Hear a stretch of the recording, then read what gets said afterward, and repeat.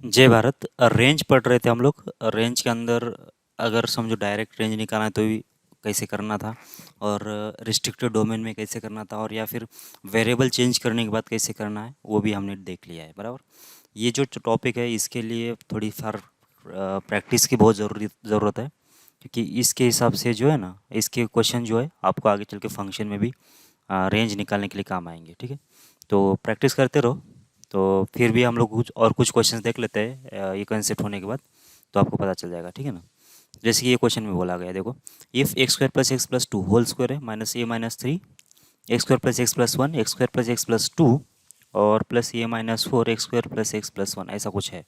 ठीक है, तब यहाँ से इसका एटलीस्ट वन रूट जो है ना, इस इक्वेशन का कम से कम एक रूट है, तो अपने को एक वैल्यू निकाल देना है। ठीक है, तो कैसे निकालोगे, देखो, ये x square plus x plus two को अगर तुम एक्स मान रहे हो या फिर कुछ पी मान लो, x square plus x plus two को पी मान रहे हो, तो इक्वेशन कैसा है, ये पी स्क्वायर है। यहाँ पे क्या लिखा है, पी स्क्वायर लिखा है, माइनस ए माइनस थ्री का ए माइनस थ्री। यहाँ पे देखो x square plus x plus to तो है ना, तो इसका मतलब यहाँ पे पी तो है ये वैसे। फिर यहाँ पे कितना, x square plus x plus one भी है, x square plus x plus one भी है। तो इसका मतलब क्या होगा कि x square plus x plus one अगर लिखा हुआ है, तो इसको अगर क्यू मान लिया तुमने कुछ देर के लिए, x square plus x plus one को क्यू मान लो, तो यहाँ पे पी के साथ साथ क्यू भी लिखा हुआ है। ठीक है, फिर प्लस ए माइनस कितना होगा, फोर, ए माइनस फोर लिखा है, और इसके बाद ये x square plus x plus one लिखा है, मतलब क्या लिखा है, क्यू लिखा हुआ है, मतलब ये क्यू स्क्वायर लिखा हुआ है ऐसा। ठीक है, तो पी स्क्वायर माइनस हो जाएगा ए माइनस थ्री इंटू होगा पी क्यू, और प्लस हो जाएगा ए माइनस फोर क्यू स्क्वायर। ये है क्वाड्रेटिक इक्वेशन। बराबर ना, क्वाड्रेटिक इक्वेशन में लेकिन दो वेरिएबल के अंदर है, पी एंड क्यू के टर्म में। और ये है होमो, इसको बोलते हैं हम लोग, आगे चल के इसके बारे में बहुत डिटेल में पढ़ेंगे हम लोग, इसको बोलेंगे होमोजीनियस इक्वेशन। ठीक है, होमोजेनियस इक्वेशन इसलिए बोल रहे हैं क्योंकि जितनी जो भी टर्म्स है ना, इसके अंदर जितने भी टर्म्स है उसमें क्या है कि इसका एक्स का जो डिग्री है उस टर्म की वो कांस्टेंट है। देखो यहाँ पे कितना है, पी एक ही टर्म है, एक ही मतलब वेरिएबल है, इसका डिग्री कितना है, टू हो गया। यहाँ पे ये वेरिएबल नहीं है, ये तो कांस्टेंट है। ये की वैल्यू निकालना पड़ेगा। वेरिएबल कौन सा है, पी एंड क्यू है, तो पी का पावर वन क्यू का पावर वन, तो इसका एक और इसका एक टोटल मिला कितना हो गया, दो हो गया। यहाँ पे क्यू का पावर भी दो है, मतलब इस टर्म का भी डिग्री टू है, इस टर्म का भी डिग्री टू है, इस टर्म का भी डिग्री टू है। इसको इसलिए इसको क्या बोलते हैं, होमोजेनियस इक्वेशन बोलते हैं। ठीक है ना। और इसको सॉल्व करने का बहुत ही आसान तरीका है, क्या करो, क्यू स्क्वायर से डिवाइड कर लो। तो क्यू स्क्वायर से जब डिवाइड करोगे तो क्या बन जाएगा, ये P square by Q square हो जाएगा, तो इसको तुम लिख दो पी बाई क्यू, इसका होगा स्क्वायर। बराबर ना। फिर ए माइनस थ्री का ए माइनस थ्री, तो क्या होगा, क्यू स्क्वायर से जब डिवाइड कर लिया तो एक बार क्यू और एक बार क्यू कैंसिल होने के बाद पी बाई क्यू बचेगा, पी बाई क्यू। फिर बचेगा यहाँ पे ए माइनस फोर, और इसका आंसर कितना आना चाहिए, जीरो। मतलब ऐसा कोई इक्वेशन बन गया। तो पी बाई क्यू को क्या बोलेंगे, टी बोलेंगे। अब पी बाई क्यू को क्या सपोज कर लो तुम, पी बाई क्यू को टी जब सपोज करोगे तो कितना बन जाएगा, ये बन जाएगा t square minus a minus three into हो जाएगा टी, और प्लस हो जाएगा कितना, a minus four equals to zero. मतलब अब ये क्या बन गया कि सीधा सीधा एक क्वाड्रेटिक इक्वेशन बन गया टी के बीच में। ठीक है, अब इसका एक रूट, इसका एक एटलीस्ट वन रूट चाहिए, इसका मतलब इसका एटलीस्ट वन रूट चाहिए। बराबर क्या। अच्छा, यहाँ पे तो क्या था कि यहाँ पे एक्स क्या था, यहाँ पे एक्स के ऊपर कोई रिस्ट्रिक्शन नहीं था, एक्स तो कुछ भी था, यहाँ पे एक्स बिलोंग्स टू आर था। बराबर ना, एक्स के ऊपर कोई रिस्ट्रिक्शन नहीं था। लेकिन यहाँ पे अब एक्स के, ये इक्वेशन किसके अंदर है, एक्स के अंदर नहीं है ना, ये तो टी के अंदर है। तो तुम जब एक्स की वैल्यू बिलोंग्स टू आर लिखोगे, तो यहाँ पे ये पी और क्यू क्या है, वैसे टी क्या है, वैसे टी क्या है, वैसे देख लो, x square plus x plus two divide by कितना होगा, ये x square plus x plus one ना। पी की वैल्यू तो ये है ऊपर वाला, और क्यू की वैल्यू नीचे वाली है, तो ये कितना होना चाहिए, ये हो गया टी। अब यहाँ पे जब एक्स वैल्यू कुछ भी रखोगे ना, तो टी कुछ भी नहीं आएगा, टी अब डिपेंड होगा, डिपेंडेंट बनेगा, किसके ऊपर डिपेंड होगा या फिर कितना होगा वो देखना पड़ेगा तुमको। तो कितना बनेगा, देखो ये, मतलब तुमको इसका रेंज निकालना पड़ेगा, x square plus x plus two divide by x square plus x plus one का। समझ में आ रही बात आपको, क्योंकि एक्स की वैल्यू जब यहाँ पे रखोगे तुम, कुछ भी एक्स की वैल्यू कुछ भी रखोगे, तो ये टी कितना आएगा वो तो पता करना पड़ेगा ना हमको। टी तो रियल नंबर तो नहीं है, अभी ऑल रियल नंबर तो नहीं ना, इसमें अंदर इसके अंदर जब एक्स की वैल्यू रखोगे, कुछ भी तुम वैल्यू रखोगे एक्स की, तो जब एक्स की वैल्यू रखने के बाद यहाँ पे जो टी के वैल्यू आते जाएंगे वो अपने को ज़रूरत है, और उतना ही हम लोग यहाँ पे रखेंगे। ठीक है, तो इसका मतलब क्या हो गया कि तुमको अभी x square plus x plus two divide by x square plus x plus one का रेंज निकालना पड़ेगा, वो टी के बराबर है। ठीक है, तो कैसे निकालना है, तो इसको इधर मल्टीप्लाई कर लो, क्रॉस मल्टीप्लाई कर लो इधर, ठीक है ना। फिर क्वाड्रेटिक बना दो एक्स के बीच में और बी स्क्वायर माइनस फोर, इसी को गर्दान और इको जीरो कर दो, वहाँ से क्या मिल जाएगा तुमको, टी का रेंज मिल जाएगा। बात समझ में आ रही है आपको? ठीक है, एक तो वो तरीका है।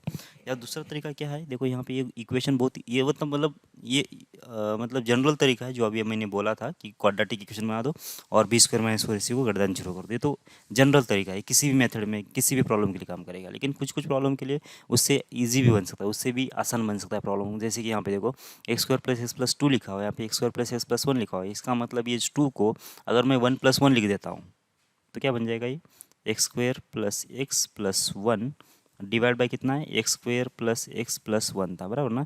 यहाँ पे प्लस वन लिखो या फिर इसको छोड़ के लिख दो, ये one upon x square plus x plus one ऐसा लिख दो, क्या फ़र्क पड़ने वाला है, दोनों तो सेम ही है ना। ये किसके बराबर है, टी के बराबर है, तो ये क्या होगा, ये तो वन हो गया। तो इसका मतलब कितना आएगा कि वन प्लस ये होगा one upon x square plus x plus होगा वन, और ये हो जाएगा टी के बराबर। समझ में आ रही है आपको बात?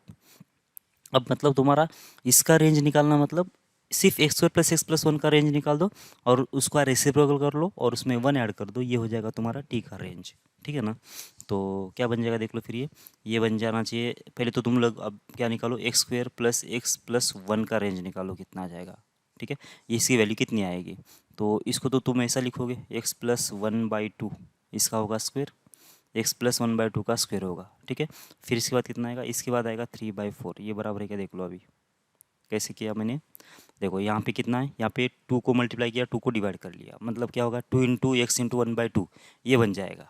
ठीक है, मतलब वन बाई टू का स्क्वायर यहाँ पे अवेलेबल होना चाहिए था, वन बाई टू का स्क्वायर एडजस्ट कर लिया तो one by four minus one by four, चलो मैं लिख ही लेता हूँ। तो ये कितना होगा एक्स स्क्वायर प्लस हो जाएगा टू टाइम्स यहाँ पे आएगा एक्स इंटू हो जाएगा वन बाई टू, अभी भी कितना ये एक्स ही लिखा हुआ है। ठीक है, मतलब ये हो गया तुम्हारा सेकेंड टर्म, इसका स्क्वायर कितना आ जाएगा वन बाई फोर, ये था नहीं यहाँ पे इसलिए मैंने इसको एडजस्ट कर लिया, एडजस्ट मतलब प्लस किया माइनस किया, फिर हो जाएगा प्लस वन। अब देखो ये जो इतना जो लिखा है ना वो तो लिखा है x plus one by two का स्क्वायर, और ये कितना लिखा है थ्री बाई फोर, ये तो ऐसा हो गया पूरा इतना। ठीक है, अब इसकी वैल्यू जो आएगी देखो, एक्स कितना है, एक्स तो पूरा रियल नंबर है, एक्स इसमें तो कोई दिक्कत ही नहीं है ना एक्स के बीच में, तो एक्स तो पूरा रियल नंबर है। मतलब इसका जो है इसका मिनिमम आंसर कितना आएगा और मैक्सिमम आंसर कितना आएगा वही देखना है, मतलब रेंज मतलब तो वही देखते हैं ना हम लोग। देखो जब x value minus one by two हो गया ना तो ये तो जीरो हो जाएगा, तो जीरो हो गया तो इसका वैल्यू कितना आएगा थ्री बाई फोर आएगा, और एक्स वैल्यू आगे कुछ भी रखो तो ये इसकी वैल्यू बढ़ाते जाएगा, क्योंकि ये तो स्क्वायर में है, ये निगेटिव होने का कोई चांस ही नहीं है। तो मतलब एक्स वैल्यू जब इन्फिनिटी होगी तो ये इन्फिनिटी का स्क्वायर मतलब इन्फिनिटी होगा, तो infinity plus three by four मतलब इन्फिनिटी होना चाहिए, मतलब इसका मिनिमम वैल्यू आएगा थ्री बाई फोर और मैक्सिमम वैल्यू कितना आ जाएगा इन्फिनिटी, तो ये बन जाएगा इसका रेंज। सही है, मतलब क्या है कि इसकी वैल्यू जो है थ्री बाई फोर से लेकर इन्फिनिटी के बीच में है, तो तुमको क्या निकालना है, इसका रेसिप्रोकल निकालना है।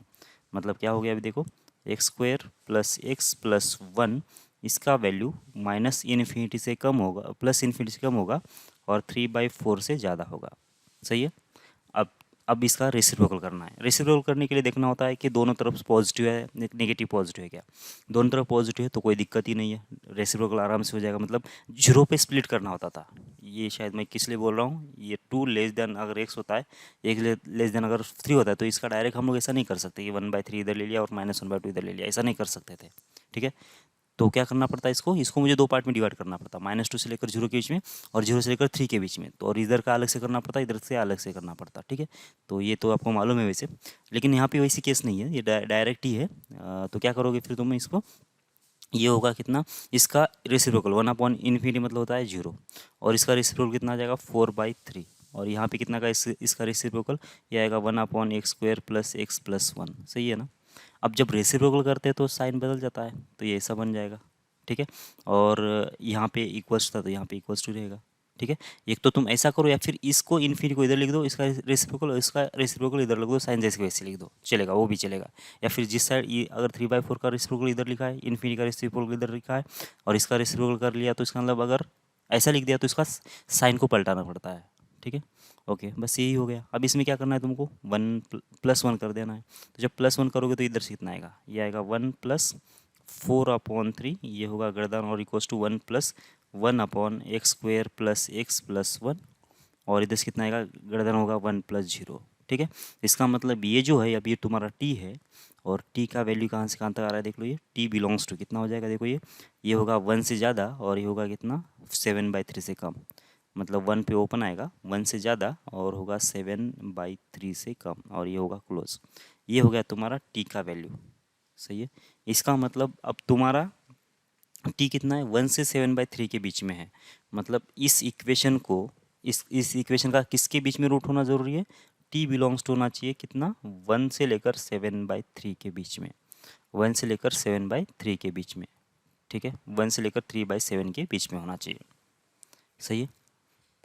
इसका एक कम से कम एक रूट जो है 1 से लेकर 7/3 के बीच में होना ज़रूरी है। बराबर है क्या। तो अब आपका नया प्रॉब्लम बन गया ये। ठीक है, तो क्या प्रॉब्लम बन गया, देखो इसको मैं कॉपी करके ले लेता हूँ नीचे। तो प्रॉब्लम क्या बन गया देख लो अभी।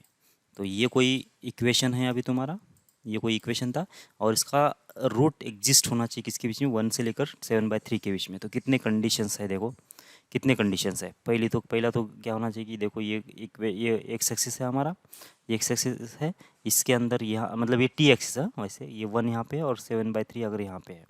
ठीक है, और अगर इसका एक रूट अगर इसके बीच में होना चाहिए एटलीस्ट, हाँ एक रूट होना चाहिए। मतलब क्या होना चाहिए कि एक तो टी स्क्वायर का क्वेश्चन पॉजिटिव, मतलब एक तो ग्राफ ये बन जाएगा क्योंकि दोनों के दोनों इसके अंदर ही आ गए, दोनों दोनों इसके अंदर ही रूट आ गए, तो एक तो ग्राफ ये बन जाएगा, या फिर ये भी चल जाएगा। ठीक है, ये भी चल जाएगा, ये दोनों, ये मतलब ये दोनों केस चल जाएंगे। क्योंकि क्या होना चाहिए, रूट एग्जिस्ट होना चाहिए 1 से लेकर 7/3 तक। इसने तो एक ही बोला है, हमने दो कर दिया, चल जाएगा ना, एटलीस्ट 1 बोला था उसने। एक तो पहला केस ये बन जाएगा। दूसरा केस क्या बनने वाला है बोलो, ये इसके बाद यहाँ पे 1 रहेगा, यहाँ पे होगा 7/3, तो एक तो ये भी केस चल जाएगा ना। एक रूट 1 और 7/3 से पहले बीच में आ गया, तो भी तो इसका सोल्यूशन एग्जिस्ट होगा ही होगा। और तीसरी केस क्या होगा, इसका पहला रूट हमने 1 से 7/3 के बीच में ले लिया, तो ऐसा भी तो हो सकता है ना कि दूसरा रूट भी इसके बीच में आ सकता है। तो इसका मतलब क्या होगा कि यहाँ पे अगर 1 है, यहाँ पे अगर 7/3 है, तो इसका मतलब ये केस भी पॉसिबल है, दूसरा रूट जो है 1 और 7/3 के बीच में आ सकता है। तो ये 3 केसेस के लिए आपको सॉल्व करना पड़ेगा। समझ में आ रही बात आपको।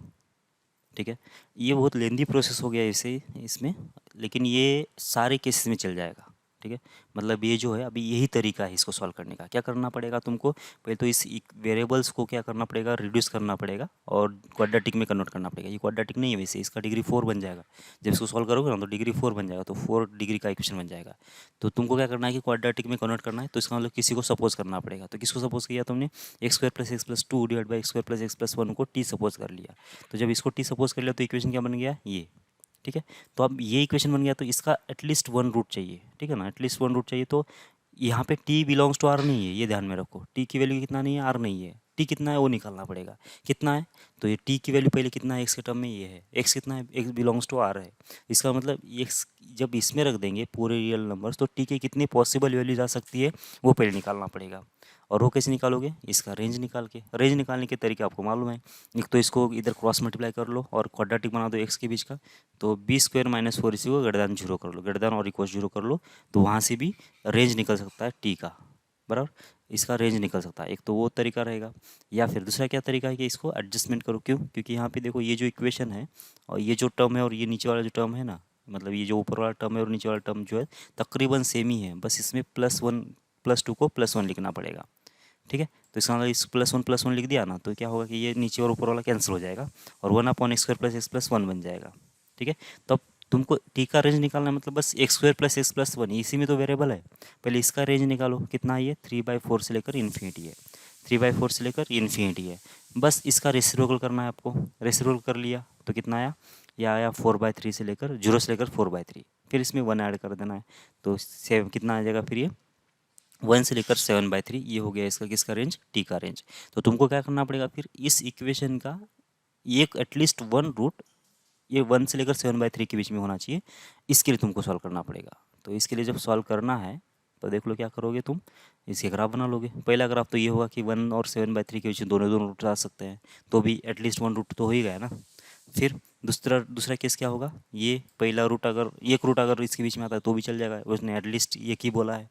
और यहाँ पे भी ये भी केस चलेगा, मतलब एक तो एक केस या फिर एक केस एक सिंगल रूट के लिए, और 2 रूट के लिए ये होगा। ठीक है, तो तुम अब इसके बाद तो पता है तुमको क्या करना है, इसके कंडीशन बना लो, सॉल्व कर लो। ठीक है, मैं एक और मेथड बोल देता हूँ, तो आप इससे सॉल्व कर लो और उसके साथ आंसर मैच कर लो। ठीक है ना, तुम लोग को पहले इसको सॉल्व ही करो, अभी तुरंत सॉल्व कर लो, फिर वीडियो को पॉज करके सॉल्व कर लो, और सॉल्व करने के बाद जो मैं दूसरी मेथड बोल रहा हूँ उसके साथ आंसर टैली कर लेना। ठीक है, ओके। तो मैं क्या करने वाला हूँ, अब इस इक्वेशन को मतलब कुछ भी सपोज कर सकते हैं ना हम लोग, हम तो मतलब कुछ भी सपोज कर सकते हैं, उसमें कोई दिक्कत नहीं है। मतलब एक तो x² + x+2/(x+1) को सपोज कर लो, या फिर मैं क्या करने वाला हूँ, इस इक्वेशन में बस इसको ही सपोज करने वाला हूँ, x² + x+1, इसी को t मान लेते हैं।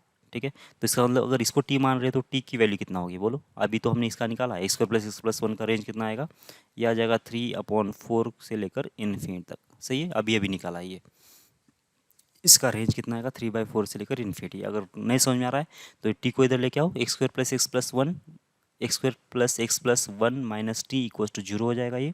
और उसके लिए क्या करना पड़ेगा तुमको, b² - 4ac को गठदान और = 0 करना पड़ेगा, तो भी t की वैल्यू निकल जाएगी आपको। ठीक है, तो ये बन जाएगा।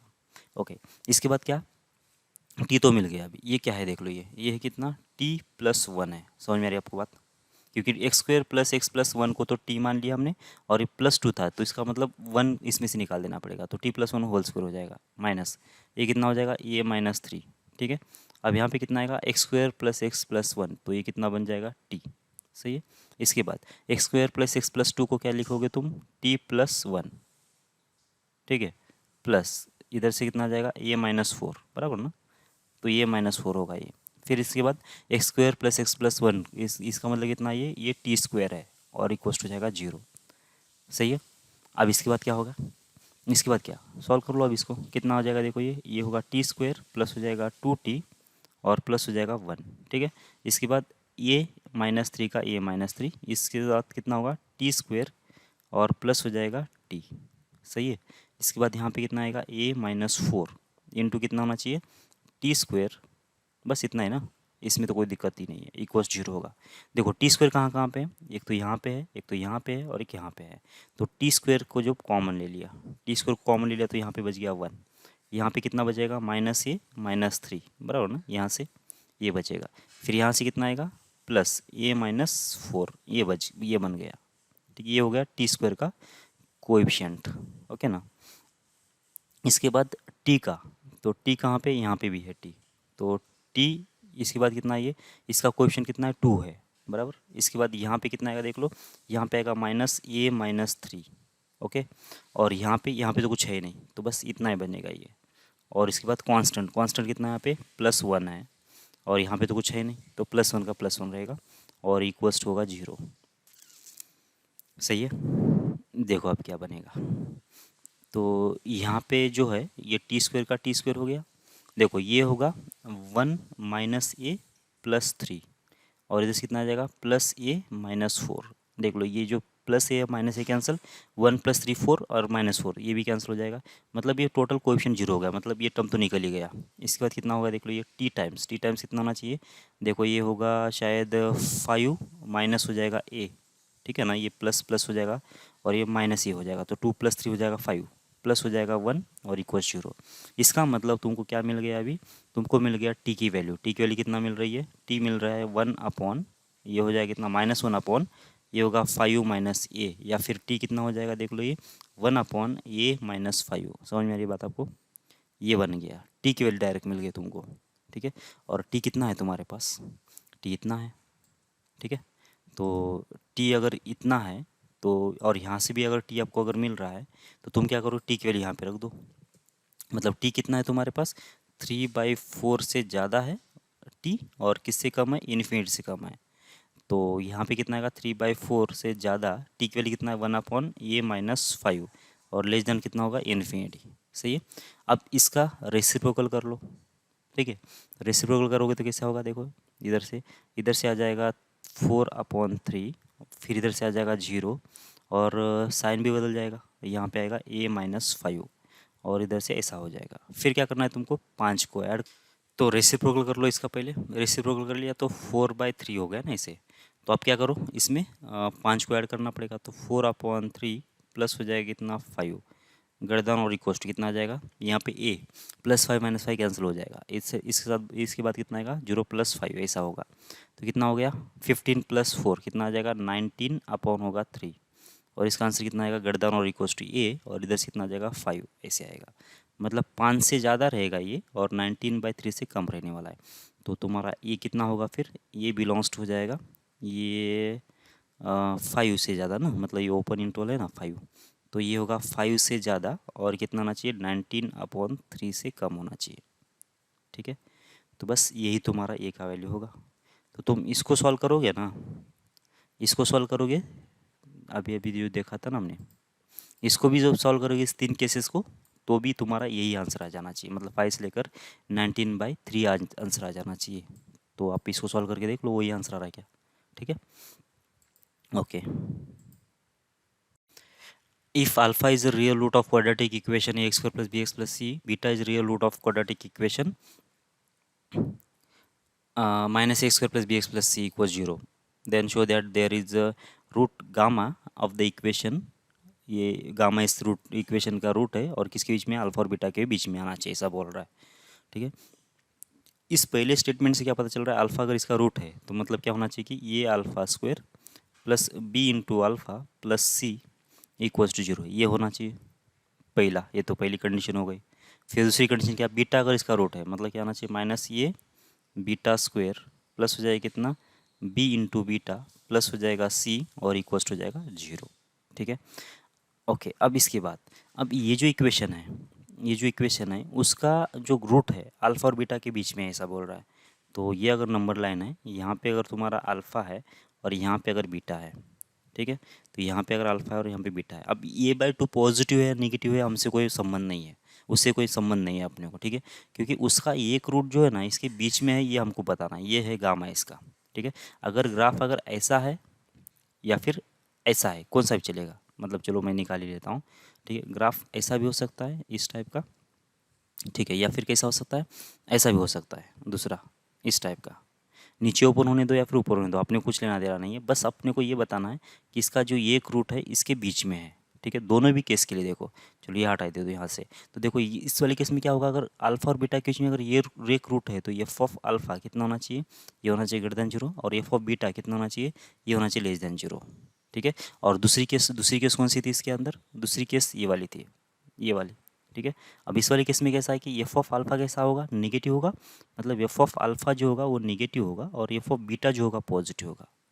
बराबर क्या, मतलब ऑलवेज क्या होगा कि दोनों का साइन जो है ना, दोनों भी केसेस में दोनों का जो साइन जो होगा एफ ऑफ अल्फा की वैल्यू का और एफ ऑफ बीटा की वैल्यू का दोनों अपोजिट रहेगा। और ऐसे वाले केस में हम लोग कंडीशन कैसे लिखते हैं, ऐसे वाले केस में हम लोग कंडीशन लिखते हैं दोनों के प्रोडक्ट के फॉर्म में, तो f of alpha into f of beta, इन दोनों का प्रोडक्ट कितना होना चाहिए, लेस देन 0 होना चाहिए। तो बस अब तुम्हारी ये कंडीशन आने दो, ये कंडीशन होने दो या फिर ये कंडीशन होने दो, दोनों को भी ये कवर कर रहा है। ठीक है, बस यही तो कंडीशन होना चाहिए। तो एफ ऑफ अल्फा निकालो और एफ ऑफ बीटा निकाल दो, तुम्हारा F of alpha F of x कौन सा है, ये वाला एफ ऑफ एक्स है, बराबर ना। तो एफ ऑफ अल्फा कितना आएगा, ये आएगा ए बाई टू इंटू होगा अल्फा स्क्वेयर, ठीक है, बी इंटू होगा अल्फा प्लस हो जाएगा सी, ये हो गया एफ ऑफ अल्फा।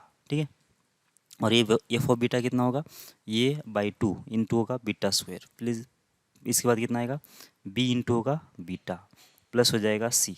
ओके, तो ये बन जाएगा, इन दोनों का प्रोडक्ट कितना आना चाहिए, मतलब लेस देन 0 अगर आ गया ना तो काम खत्म, इन दोनों का प्रोडक्ट कितना आना चाहिए, निगेटिव आना चाहिए। निगेटिव अगर आ गया मतलब क्या होगा कि अल्फा और बीटा के बीच में एक रूट रहेगा ये इसका। ठीक है, तो तुमको क्या मालूम है, देखो यहाँ पे जो है ना बी अल्फा प्लस सी, यहाँ पे बी अल्फा प्लस सी है, तो इसकी वैल्यू तुमको मालूम है कितना होगा, माइनस ये अल्फा स्क्वेयर, तो कितना होगा देखो ये by two into alpha square minus हो जाएगा ये अल्फा स्क्वेयर।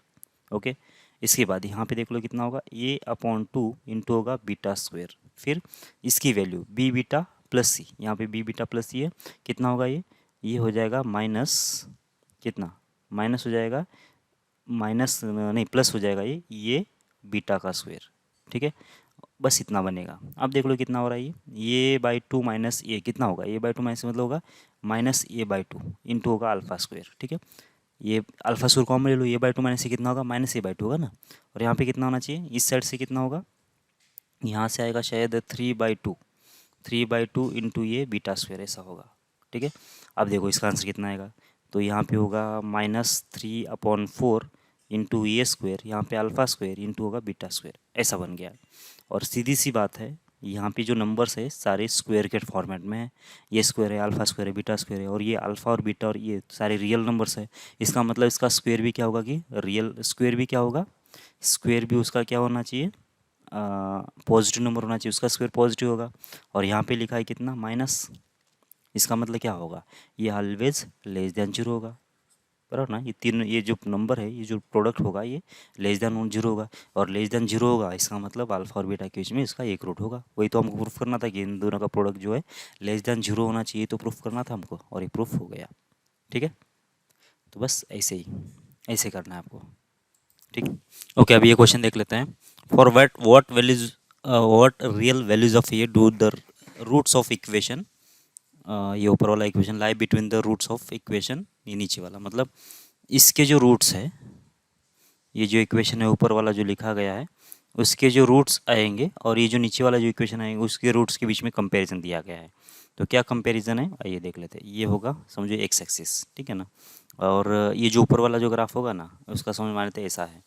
क्यों? क्योंकि इसका एक्स स्क्वायर का जो कोएफिशिएंट है कैसा है, पॉजिटिव है, मतलब यही होना चाहिए। दो रूट्स किसके बीच में हो गए, दो रूट जो है ऐसे है, ऐसा मान लेते हैं, ठीक है ना। इसके बाद ये जो नीचे वाला जो इक्वेशन होगा ना उसके रूट्स कैसे होना चाहिए, उसके रूट्स इसके बाहर होना चाहिए ऐसे। तभी तो क्या होगा कि इन दोनों के बीच में, इन दो रूट के बीच में क्या आएगा, इस वाले इक्वेशन के रूट्स आ जाएंगे, ऐसा बोला गया है। ठीक है, तो क्या करना पड़ेगा, सीधी सी बात है, इसका जो रूट आएगा अल्फ़ा और इस जो रूट आएगा बीटा, तो अल्फ़ा और बीटा जो है ये जो दो रूट्स आएंगे उसके बीच में होना चाहिए, ऐसा बोला गया है। ठीक है, तो कंडीशन मान लो फिर। तो ये अल्फ़ा और बीटा निकाल सकते हैं क्या, देख लो। तो ये इक्वेशन है x square minus two into हो जाएगा एक्स, माइनस हो जाएगा ये स्क्वायर माइनस 1 है ना, तो इसके फैक्टर बना दो, ये -1 ये +1, ठीक है, और इक्वल 0 हो गया। अब देख लो इन दोनों का जो क्या होना चाहिए, एडिशन सब्ट्रैक्शन -2 आना चाहिए। समझ में आ रही बात आपको? तो हो जाएगा कितना, ये -1 माइनस ये -1, ऐसा करो ना, ये -1 ये पहला फैक्टर होगा, और दूसरा फैक्टर माइनस ये टाइम्स ये +1, ऐसा होगा। जब दोनों का एडिशन करोगे तो कितना आएगा, ये माइनस ये तो हो जाएगा 0, -1 हो जाएगा -2, जो कि वहाँ पे -2 चाहिए। ठीक है, मतलब फैक्टर जो बन गए तुम्हारे कितने बन गए, ये -1 एक बनेगा और दूसरा क्या बनेगा, माइनस टाइम्स ऑफ ये +1, इन दोनों का प्रोडक्ट कितना आएगा और दोनों का एडिशन इतना आ जाएगा। ठीक है, एक तो ये करो, या फिर ये समझ में नहीं आ रहा है आपको तो डायरेक्ट डायरेक्ट अपने पास जो है ना, डायरेक्ट अपने पास फार्मूला तो है ही ना, तो फार्मूला लगा दो। ठीक है, जो भी आपको ईजी लग रहा है वो लगा दो। एक तो ये फैक्टर बनेंगे आपके, ठीक है, फिर बाद में कॉमन वगैरह निकाल के फिर वो सेट कर लो, या फिर ये समझ में नहीं आ रहा है तो सीधा सीधा तुम क्या करो, फार्मूला लगा दो। तो एक्स इक्वल्स टू कितना आ जाएगा, -b मतलब कितना होगा, ये होगा 2 प्लस और minus under root of B square मतलब कितना, ये होगा 4 -4 टाइम्स ये कितना है, ये है 1, और सी कितना है, ये है माइनस टाइम्स मतलब इसको प्लस हो जाएगा ये, और ये स्क्वायर -1 हो जाएगा, सी तो इतना ही है ना, और डिवाइड बाय कितना आ जाएगा 2 टाइम्स ऑफ ये होगा ना, तो ये हो गया 2। ओके, अब इसके बाद देख लो, ये जो 2 है और ये 2 और ये 4 को उड़ा देगा। ठीक है, तो कितना बन गया, 1 प्लस और माइनस अंडर रूट ऑफ कितना आना चाहिए, देखो ये होगा 1 प्लस हो जाएगा ए स्क्वायर और ये -1 होगा, तो ये प्लस और माइनस कैंसिल होके ये कितना आ जाएगा, 1 प्लस और माइनस ये आ जाएगा। ठीक है, मतलब एक्स की वैल्यू कितना आ जाएगी, एक तो आएगी 1 प्लस ए, और एक्स की वैल्यू कितना आ जाएगी 1 माइनस ए, ये दो रूट्स आएंगे, एक्स की वैल्यू आ जाएगी 1 प्लस ए, या फिर एक्स की वैल्यू आ जाएगी 1 माइनस ए। ठीक है, और यहाँ से भी वही बोला था हमने, ये होगा एक रूट अगर ये +1 ये -1 आ रहा है, और दूसरा रूट अगर -a+1 आ रहा है, तो एक्स इक्वल कितना आ जाएगा a+1, और इधर से कितना आ जाएगा 1 माइनस ए आएगा ना, तो यहाँ पे 1 माइनस ए और यहाँ पे 1 प्लस ए, तो वही आ रहा था यहाँ से। मतलब जो रूट्स है कैसे है तुम्हारे, ये पहला रूट है 1 माइनस ए वाला, और दूसरा रूट कौन सा है 1 प्लस ए वाला। ठीक है, अगर इस इक्वेशन के रूट्स इन दोनों के बीच में है, इसका मतलब ये होगा कि यहाँ पे जो फंक्शनल वैल्यू आ जाएगी वो हमेशा नीचे मिलने वाली है, और यहाँ पे जो फंक्शनल वैल्यू आएगी वो भी हमेशा नीचे मिलने वाली है। इसका मतलब क्या होगा, अगर तुम इसके अंदर किसके अंदर रखोगे, इस रेड वाले ग्राफ, ये रेड वाला ग्राफ किसका है वैसे, इस इक्वेशन का है। ठीक है ना, मतलब मैं इसको लिख ही देता हूँ यहाँ पे। तो ये किसका इक्वेशन है, एक्स स्क्वायर माइनस कितना आ जाएगा 2 टाइम्स आएगा ये +1, फिर आएगा प्लस ये टाइम्स हो जाएगा a-1, ये होगा इक्वल्स टू 0, ये होगा नीचे वाला ग्राफ।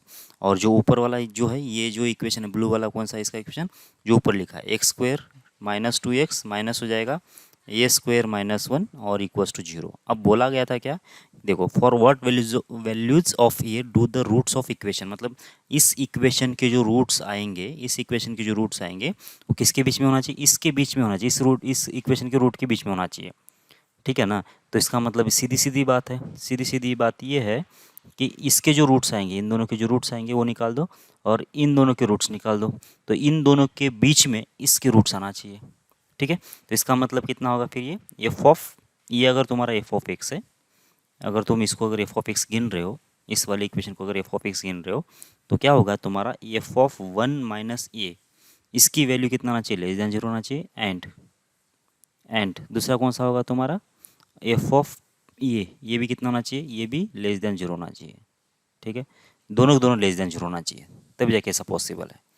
ठीक है, तो एफ ऑफ वन, अच्छा एफ ऑफ ये नहीं, ये वन प्लस ये कितना होगा, वन प्लस ये होगा इसे।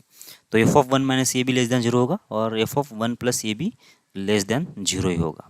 ठीक है, तो बस ये एफ ऑफ वन माइनस ये कितना है देख लो, तो यहाँ पे आएगा वन माइनस ए, इसका होगा स्क्वायर, वन माइनस ए इसका होगा, ये होगा स्क्वायर, फिर आएगा माइनस टू टाइम्स, इधर से कितना आएगा ए प्लस वन। ठीक, प्लस हो जाएगा ए इंटू ए प्लस वन, और इसका आंसर कितना आना चाहिए, लेस देन जीरो। ये होगा तुम्हारा पहला इक्वेशन, पहला इनइक्वालिटी बराबर। और दूसरा यहाँ पे कितना आएगा, यहाँ पे बीच में एक्स नहीं था क्या, यहाँ पे भी एक्स होना चाहिए ना यार, यहाँ पे भी एक्स होना चाहिए। तो यहाँ पे देख लो, यहाँ पे रख दो एक्स, कितना हो जाएगा फिर ये हो जाएगा वन माइनस ये, ऐसा। ठीक है, समझ में आ रहा है बात आपको, ये जो इक्वेशन था ना, यहाँ पे एक्स था, तो यहाँ पे हमने एक्स नहीं लिया था, तो तुम यहाँ पे एक्स लेके पहले ये कंडीशन प्रॉपरली बना लो। कितना, वन माइनस से जब एक्स के बदले रख देंगे तो कितना बनेगा, ये बन जाएगा यहाँ पे वन माइनस ए, इसका होगा स्क्वायर बराबर, ये एक्स के बदले माइनस टू टाइम्स कितना आ जाएगा, ये प्लस वन इंटू कितना आएगा, एक्स के बदले कितना आएगा, वन माइनस ए, फिर आएगा ये टाइम्स आएगा ए माइनस वन, और होगा एक लेस देन जीरो होगा इस, ठीक है ना, लेस देन जीरो हो गया।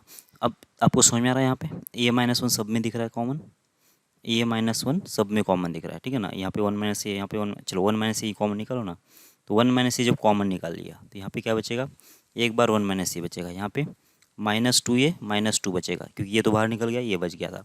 वन माइनस ए बाहर निकालने से यहाँ पे माइनस ए बचेगा।